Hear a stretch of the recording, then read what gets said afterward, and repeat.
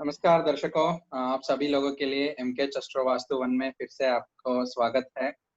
As usual आज हमारे साथ में है हिरल पारिक जी। हिरल पारिक जी, वेलकम टू द शो। नमस्ते मंजुनाथ जी, नमस्ते सारे दर्शकों को। हिरल जी, हम आज यहाँ पे बहुत ही दिलचस्प वाला टॉपिक, जैसे कि हम लास्ट वीडियो में बनाया था संबंधियों के बारे में। हर लोग अपने अपने जन्म पत्री के हिसाब से क्या क्या संबंध वहां से जुड़ सकते हैं, क्या विश्लेषण कर सकते हैं, ताकि हमने एक एग्जाम्पल के तौर पर बताया था कि एक एक आदमी का जब हमारे पास जो भी जन्म पत्री आता है पूर्व मतलब बहुत ही पुराना, लाइक 1980 से बिलो, जब उनका क्या रहता है उतना डेट ऑफ बर्थ और डिटेल्स उतना सटीक तरीके से नहीं होता है, जी ताकि उनके बच्चे के बारे में, उनके बच्चों या तो बच्ची के जन्म पत्री दिखा के उनका पिता का और उनका माता का, नाना का, नानी का, हम ऐसा सर्च करते हुए हमारा दर्शकों को बताया। आज हम एक उदाहरण के तौर पर उनको अच्छा से समझाएंगे, ताकि उन्हों भी अपने अपने जन्म पत्री में ये लगा के विश्लेषण कर सकते हैं। जी, आपने ठीक कहा। हम एनालाइज करेंगे, उसके साथ साथ दर्शकों को बताते जाएंगे। तो मैं स्क्रीन शेयर कर रही हूँ। जी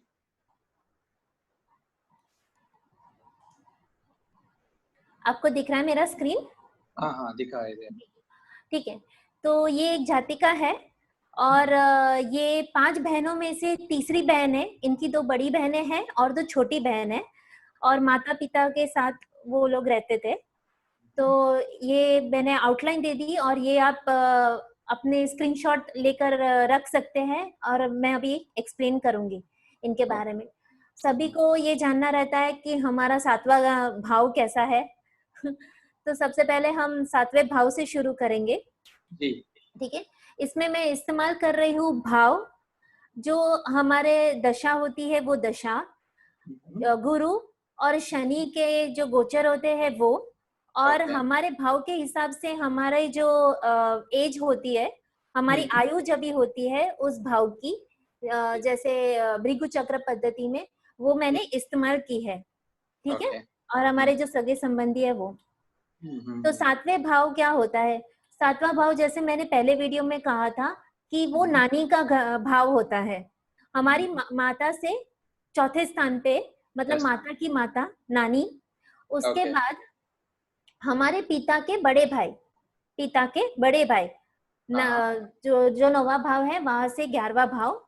उसके हम्म। बाद जो हमारी छोटी बहन होती है या छोटे भाई बहन होते हैं, उसकी जो पहली संतान होती है वो हमारा 7वां घर बनती है।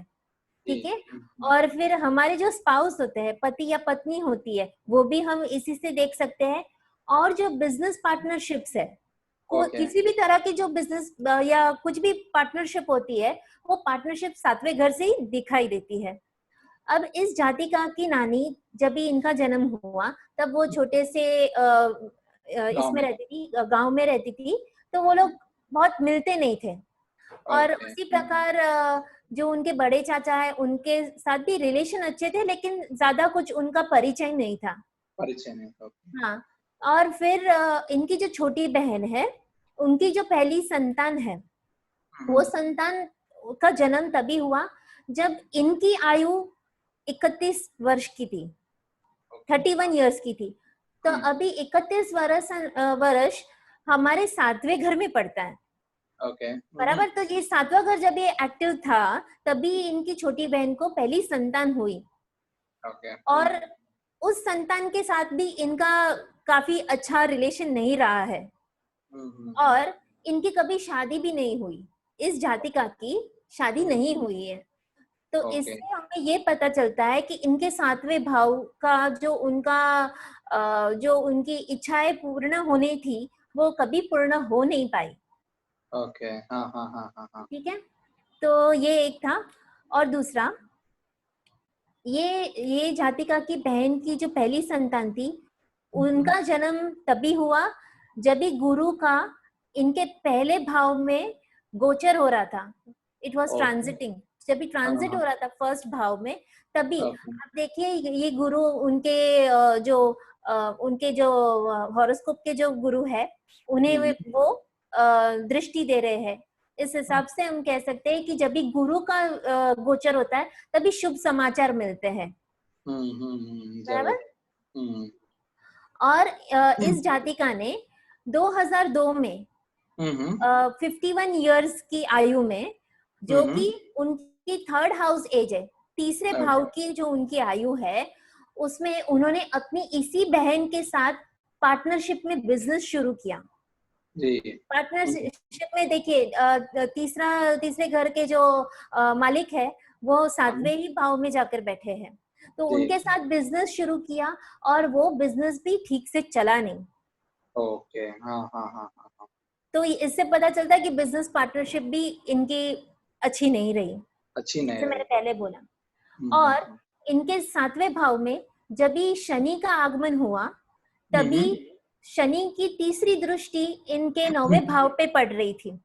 तो उनके पिताजी का निधन तभी हो गया था, ओके ओके हाँ हाँ हाँ हाँ तभी हुआ था। तो ये मैंने ये भी बताया कि जब भी गुरु का यहाँ पे गोचर हो रहा था तो अच्छे फल मिले, और जब भी शनि का आया तभी बुरे फल भी मिले।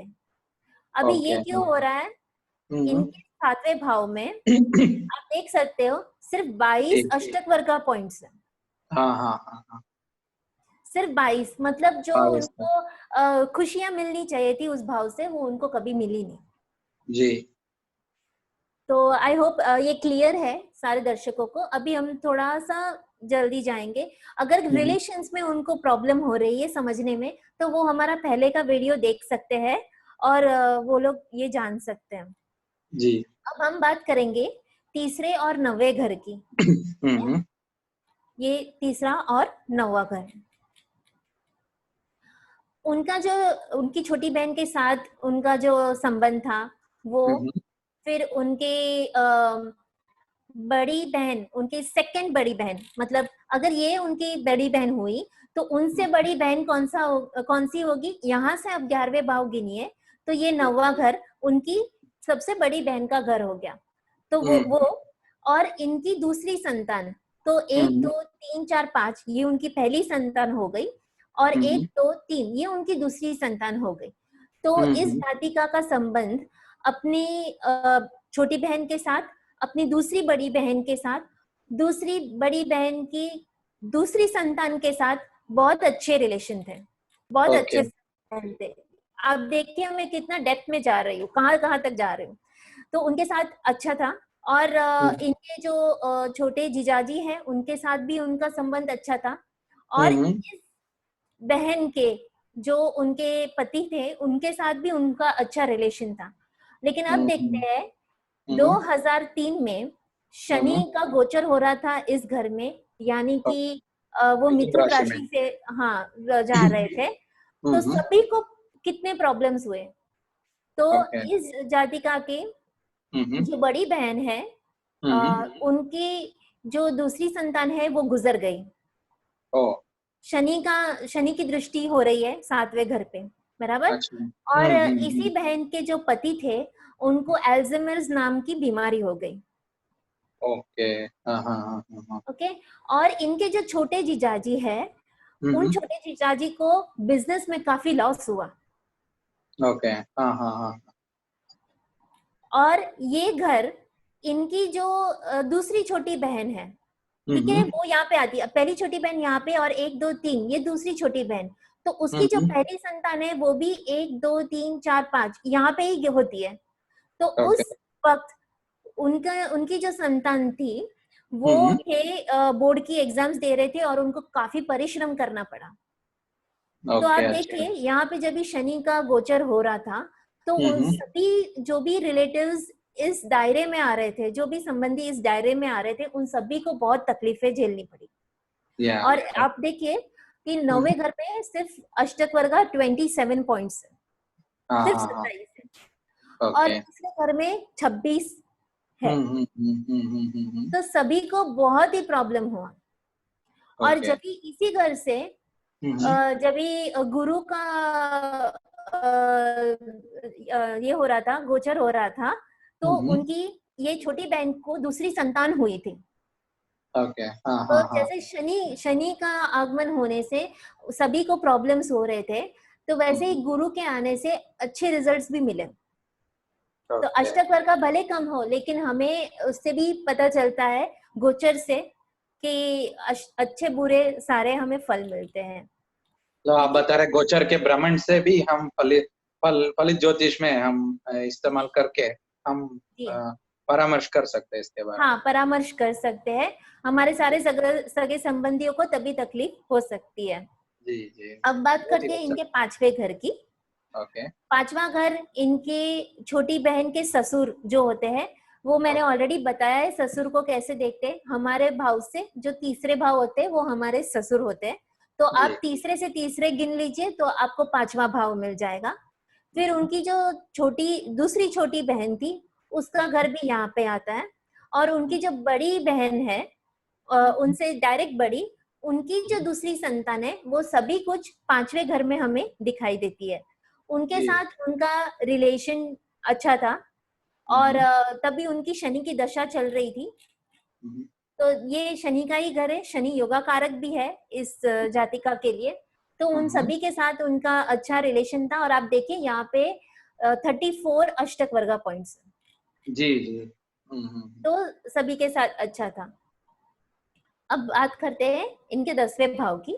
10वां भाव उनका जो कैरियर है, उनका जो कामकाज था, वो 34th ईयर उनके लिए बहुत ही महत्वपूर्ण था, क्योंकि वो हमारे 10वें भाव में गिरता है, जी हमारे जी 10वें भाव में आता है। उनके 10वें जी। भाव में 45 पॉइंट्स है, ओके। 45 पॉइंट्स, इसलिए उनके लिए बहुत ही अच्छा रहा, ये बहुत ही शुभ रहा। जी अगर उनकी सास होती तो उन्हें शायद उस वक्त उनकी सास से भी कुछ अच्छा कुछ इच्छाएं पूरी होती थी, कुछ अच्छा होता था, क्योंकि हमारे 7वें घर से चौथा घर हमारी सास भी होती है। जी जी। अब बात करते हैं 11वें भाव की। हम्म अभी उनकी उनकी जो बड़ी बहन थी, उनके साथ उनका रिलेशन ठीक था। उनके जो पिताजी के छोटे भाई थे, जो 9वें घर से हम तीसरा घर देखते हैं, तो जी वो छोटे भाई के साथ उनके जो पिताजी के बड़े भाई थे, उनकी पहली संतान, जी। मतलब पिताजी के बड़े भाई यानी 7वां घर, वहां से आप 5 गिनिए तो वो आप 11वें भाव में पहुंच जाएंगे। उनके जी साथ भी ठीक था, लेकिन वो सभी लोग उनसे काफी दूर थे। जो पिताश्री के उनके जो छोटे भाई थे, वो काफी छोटी आयु में गुजर गए थे, तो उन्हें वो प्रेम उनका मिल नहीं पाया। हम्म। तो इससे पता चलता है कि 11वां भाव उनके लिए ठीक ठीक ही था, इतना अच्छा नहीं था। तो उन्हें काफी करियर में बहुत ही अच्छा बूस्ट मिला, फेम मिला, सब कुछ मिला, लेकिन उस करियर से जो उन्हें उनकी इच्छाएं पूरी होनी थी, वो हो नहीं पाई। इसी प्रकार इनके जो रिलेशन थे, उनके साथ जो उनकी इच्छाएं पूर्ण होने वाली थी, वो उन्हें उनकी इच्छाएं पूर्ण हो नहीं पाई। क्यों? जी। क्योंकि सिर्फ 26 पॉइंट्स है 11वें भाव में, इसलिए वो हो नहीं पाया। जी। तो हम ये बता सकते हैं कि हमारे जो भी रिलेटिव्स है, उनके बारे में हम काफी कुछ पता लगा सकते हैं। सिर्फ इतना ही नहीं कि उनकी जिंदगी में क्या कभी हो सकता है गोचर के मामले में, लेकिन जी। अगर जैसे कि हमें इस जातिका के पिताजी के बारे में जानना हो, तो 9वां घर हमें मैं दिखाती हूँ आपको, और कुछ शेयर करती हूँ मैं। जी जैसे कि ये जातिका का चार्ट है और जी। ये उनके पिताजी है, हम्म तो हमें इसे लग्न बना देते हैं और इनके पिताजी के बारे में जानने की कोशिश करते हैं। जी जी। फिजिकल एबिलिटीज जो हम बोलते हैं, उनकी शारीरिक जो कैपेबिलिटीज थी, वो हम बताएंगे। तो जैसे कि इनके जो पिताजी है, वो मिथुन लग्न हो जाते हैं इनके हिसाब से। तो मिथुन लग्न का जो स्वामी है बुध, वो उच्च का बैठा हुआ है, उच्च का है। जी। मतलब पिताजी का प्रेम बहुत था। इनके पिताजी की आयु 92 ईयर्स थी जब वो ओके। गुजर गए। हाँ, ओके। 92 ईयर्स तक रही। लेकिन आप देखिए दूसरा और 12वां भाव हमारी आंखें होती है, बराबर। बराबर। इसके जो स्वामी है वो चंद्र और हाँ हाँ। शुक्र होते हैं। चंद्र जी। और शुक्र दोनों ही इसी भाव में बैठे हैं एक साथ। और आप देखिए कि डिग्रिकली वो बहुत ही नजदीक है शनि के, जी। ठीक है। और शनि का 10वां जो दृष्टि है, वो भी इनके लग्न पर गिर रही है। जी। ठीक है, तो इनके पिताजी की आंखें नहीं थी। ओह, तो बढ़िया हुआ ये। पिताजी की आंखें नहीं थी, ये हम इनके चार्ट से बता सकते हैं। उसी प्रकार हम अपने सारे जो संबंधी है उनका लेके, जैसे कि माता का हो गया चौथा स्थान, चौथे स्थान को लग्न बनाकर आप माता के बारे में भी जान सकते हैं। ऐसा जी। हर किसी के बारे में आपको बहुत ही जानकारी मिल सकती है। जी जरूर, अच्छा है ये तो मेथड। जी। तो यहाँ पे मैं बताना चाहूंगी कि जी। सारे के सारे हमारे जो संबंधी हैं उनके बारे में हम काफी कुछ बता सकते हैं। जब जब हमारे किसी भाव में शनि या गुरु का गोचर होता है, हमारा वो आयु, हमारी जो वो एज है उस हाउस की, अगर हम वहां पे पहुंचते हैं, जैसे कि 12वें भाव में पहुंच गए, तो जरूर दादी के साथ कुछ हो सकता है। अगर दादी है तो उनका अच्छा हम्म बुरा कुछ हो सकता है। हम्म। चौथे स्थान में अगर हम हैं तो माता के साथ कुछ हो सकता है। तो हम सारे रिलेटिव्स के बारे में ऐसे जान सकते हैं। ये तो बहुत अच्छा बताया हिरल जी। लोग हमेशा केंद्र त्रिकोण में बहुत ही उलझे रहता है कि हमारा केंद्र त्रिकोण में क्या है। जी आपका केंद्र त्रिकोण में आपका घर है, मकान है, गाड़ी है, साथ ही साथ में और भी ज्यादा है। हमने इसमें हमारा ये जो वीडियो के तौर पर कवर किया है, हमारा पार्ट 1 वीडियो में भी हमने बताया कि चौथा भाव का संबंध ये अलावा गाड़ी मकान छोड़ के भी क्या होता है। और जी। आपने आज बताया कि नवम भाव से पिता से अलग छोड़ के भी क्या भाव, क्या फलित ज्योतिष में हम ले सकते हैं। ये तो बहुत अच्छा है। और कुछ बताना है हमारे दर्शकों के लिए? बस आप सभी लोग इसका इस्तेमाल कीजिए, खुद अपने चार्ट्स पर देखिए कि आपके रिलेटिव्स कहाँ पे बैठे हैं और उनके साथ कब कब क्या हुआ। जब भी शनि या गुरु का गोचर हुआ तभी उनके साथ क्या हुआ। और प्लीज कमेंट सेक्शन में हमें बताइए कि आपने क्या नोटिस किया इसके बारे में। और ये बहुत आसान तरीका है कुछ भी जानने के लिए, सिर्फ हमें भाव पता होने चाहिए और उस भाव में हमारे कौन से संबंधी है वो हमने सभी दर्शकों को बताया है ऑलरेडी। बस इस वीडियो जी। को वापस एक बार दो बार देखिए और आप अप्लाई करने की कोशिश कीजिए, आपको बहुत ही अच्छे रिजल्ट्स मिलेंगे। और आप अगर फ्यूचर के लिए लड़का लड़की का आप चार्ट्स देख रहे हो तो आपको ये भी पता चल सकता है कि इस लड़के के ससुर सास कैसी हो सकती है, इस लड़की के कैसे हो सकते हैं। अगर उस तरह भी मैचिंग हो रहा है तो आप उसे इस टेक्निक को इस्तेमाल कर सकते हैं। और जी। ये बहुत अच्छी टेक्निक है। अगर किसी जातक के किसी जो भी रिलेटिव है, दूसरे कोई संबंधी है, उनका चार्ट आपके पास नहीं है, उनकी डिटेल्स आपके पास नहीं है, लेकिन आपको उनके बारे में जानना है, तो ये बहुत ही अच्छी टेक्निक है और आप उसे इस्तेमाल करके बहुत कुछ पता लगा सकते हैं। हमें बिफोर टाइम बोलते हैं कि हमें एक पता चल जाता है कि अच्छा होगा या बुरा वक्त होगा, उस हिसाब से हम आगे की सब कुछ कर सकते हैं, संभाल सकते हैं उस सिचुएशन को। जी जरूर, बहुत आपने अच्छा बताया कि अभी देखो मैरिज का हिसाब से लड़की वाले लड़के वाले का ये कुतूहल रहता है कि किन किन का कुंडली में क्या है, क्या चीज का क्या जी दर्शाता है। और सभी वो अपना अपना कुंडली, अपना अपना जन्म पत्री से ये पता लगा सकते हैं कि क्या क्या उसमें है, ताकि जी केंद्र त्रिकोण भी देके कौन सा भी भाव देके उसके ऊपर वो बता सकते हैं। इसलिए दर्शकों के लिए हम यही रिक्वेस्ट करता है कि आप आपने जैसा बताया उनका जन्म पत्री के ऊपर उन्होंने जो भी ये जो डिटेल एनालिसिस करके देखे हमारा पॉइंट्स जो भी है, और उनका जो भी कमेंट्स आता है वो ऑलवेज वेलकम नीचे कमेंट सेक्शन। तो जी दर्शकों, आज का हमारा पूरा वीडियो देखने के लिए धन्यवाद। आप ऐसे ही हमारा वीडियो देखते रहिए और हमारा चैनल को लाइक करिए, सब्सक्राइब करिए और बेल आइकन के ऊपर क्लिक करिए ताकि आपको हर एक अपडेट्स मिलता रहे। पूरा वीडियो देखने के लिए धन्यवाद। नमस्ते। हरे कृष्णा। नमस्ते। हरे कृष्ण।